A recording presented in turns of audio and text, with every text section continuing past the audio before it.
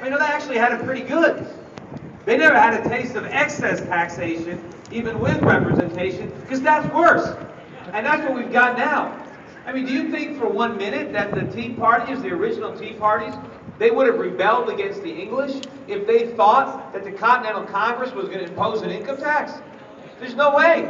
In fact, we probably would have been better off had we still been a colony of the British, because Hong Kong, up until 13 years ago, was a British colony. And during all that time, Britain never imposed an income tax on Hong Kong. But we did it on ourselves. We passed a constitutional amendment so we can have an income tax, which shows you that the income tax is inherently in conflict with the Constitution, that they had to amend it just to make it possible.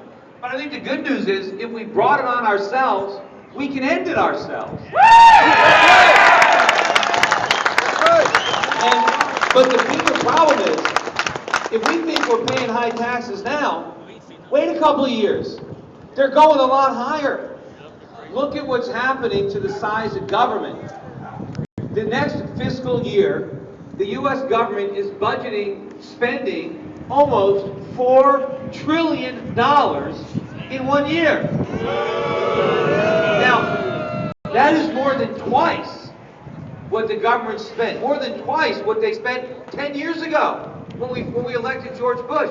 Now, how many people here thought the government was too big 10 years ago? Yeah! Now it's twice the size. How can that possibly be? How can we afford that? How many people here are earning twice as much as they earned 10 years ago? Well, how can we afford a government that's twice as big? We can't. Now, the government is only collecting, and I put only here in quotes, the government is only collecting about $2.4 trillion in taxes. So how are they going to spend $4 trillion when they only got 2.4? They're borrowing the money. And what does that mean? That means we got to pay it back with interest. We got to pay it back. There's only two ways that we can pay this money back. Either with the biggest tax increase in American history, or with runaway inflation that's even worse. So either the government's going to take our money, or they're going to take our purchasing power. But either way, we're going to have to pay for all this government spending. And I don't want to pay for it.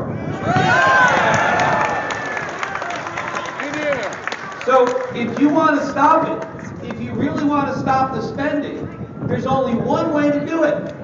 And that's elect me as your United States Senator, send me to Washington, and it's going to stop. I'm going to tell you how I'm going to do it, because it's not hard. It just takes a little courage. Ceiling. Although it's not much of a ceiling, because every time we get near it, we raise it. And we raised it about $2 trillion the last time Congress met to do it. Well, the national debt's going to hit about 14.5 trillion by about the time I get to the United States Senate. And unfortunately, we're going to blow through that 2 trillion, and Congress is going to want to raise the debt ceiling again. I'm not going to let them do it. Now, some people think we need a balanced budget amendment. We don't need that. Some people think we need to repeal Obamacare. We don't need to repeal it. We just have to not fund it. That's easy. You see, repealing Obamacare means Obama has to sign it. He's not going to sign it. A balanced budget amendment means the states have to ratify it. Not raising the debt ceiling just takes 41 courageous senators to filibuster, and they can't raise it. And if they can't borrow, they can't spend, which means they have to cut. Now, there have been some Republicans in the past that have tried, they have threatened a filibuster of the debt ceiling. But they always backed down, they always caved in, because the Democrats said, well, if you do that, we're going to shut down the government. Well, you know what? That's not going to scare me. That's right. Because if we don't shut down the government's going to shut down the country. We need another revolution in this country. Because it's not a revolution from the British, it's a revolution from our leaders in Washington who don't understand what the country means, what it's about, the principles it was founded on. We have a president of the United States who thinks the only reason that socialism hasn't worked in the past is because the right leaders weren't in charge. He thinks that he's smart enough and he cares enough to make it work. Well, it didn't work in the Soviet Union, it's not working in Cuba, and it's not going to work in the United States.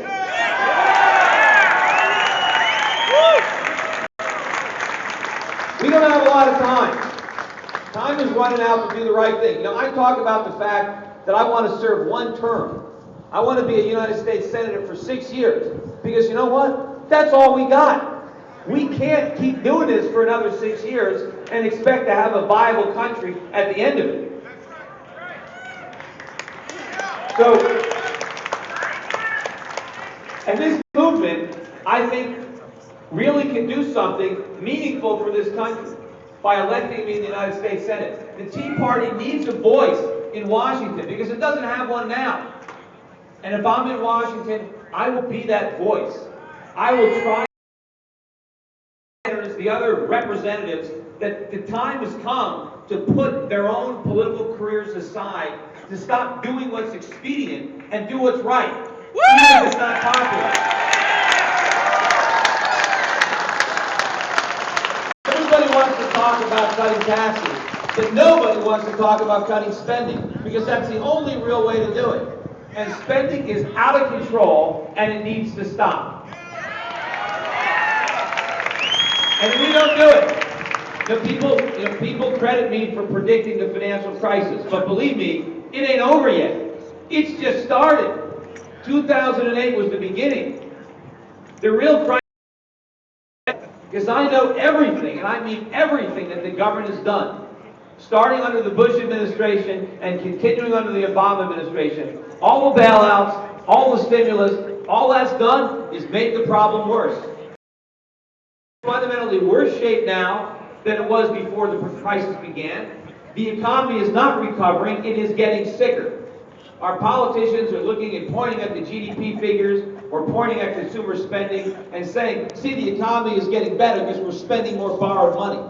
We are spending ourselves deeper into debt, we are digging ourselves into a deeper hole. And you know what's growing? Not the economy, the government. The government is growing and it is crushing the economy beneath its weight. We have got to take a stand, and we have got to take a stand now before it's too late. You know, there was an article, and this is what's really troubling to me.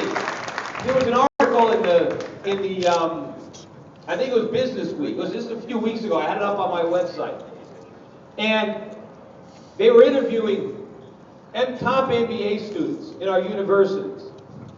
And the most popular goal, what students most wanted to do, they didn't want to go to Wall Street, they didn't want to go to Silicon Valley. They wanted to leave the country. They wanted to go to Shanghai. They wanted to go to Hong Kong.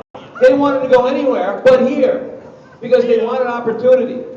And in that article, it said that the Americans that most want to emigrate are the children of immigrants. Chinese Americans, Indian Americans, and they asked them, why do you want to leave? And the answer was, opportunity. They wanted to leave the country for the same reason their parents came here. And in fact, there are so many young Chinese Americans going back to China that the Chinese actually have a word to describe them, and it literally translates into sea turtles, because they're coming home to lay their eggs. We need to put a stop to that. People say that our children, we're leaving these debts to our kids. No, we're not. Because the kids are going to leave the country. They're not going to stay here.